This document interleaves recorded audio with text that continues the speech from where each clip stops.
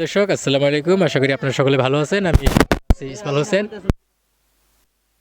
আলোকিত চড়ুইবাতি ৯ জানুয়ারি ২০২৬ সন্তোষপুর রাবার বাগান।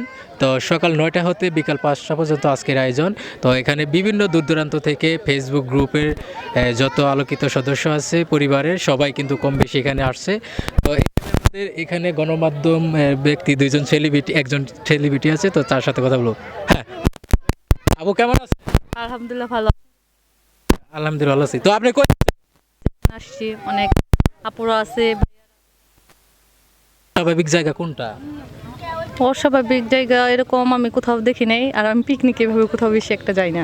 ফ্যামিলি থেকে যাওয়া হয়, এই জন্য ওইভাবে কিছু বুঝি না আমি। আপনার জীবনের সবচেয়ে স্মরণীয় পিকনিক কোনটা ছিল? ভবিষ্যতে দূরে সাজেক কিংবা আর কি বলতে চান লাস্ট? আলোকিতের উদ্দেশ্যে একটা কথাই বলবো, আপনারা এই আয়োজনটা প্রত্যেক বছর করেন, অনেক ভালো। এভাবে এগিয়ে যান, আমরা আপনাদের পাশে আছি, পাশে থাকবো ইনশাল্লাহ। আপু কেমন আছেন? আলহামদুলিল্লাহ ভালো আছি। আপনি কেমন আছেন? তো আমি লাকি চৌধুরী। আমি আমি একজন মেডিকেল টেকনোলজিস্ট। আমি চট্টগ্রাম জব করি, আর আমার বাড়ি হচ্ছে ঘাটাইল, পাকুটিয়া। তো আজকে কোথা থেকে আপনি এই প্রোগ্রাম? আমি পাকুটিয়া থেকে আসছি, ঘাটাইল থানা থেকে। তো এই আলোকিত পরিবারে কত বছর? আজকে সবটাই ভালো লাগছে।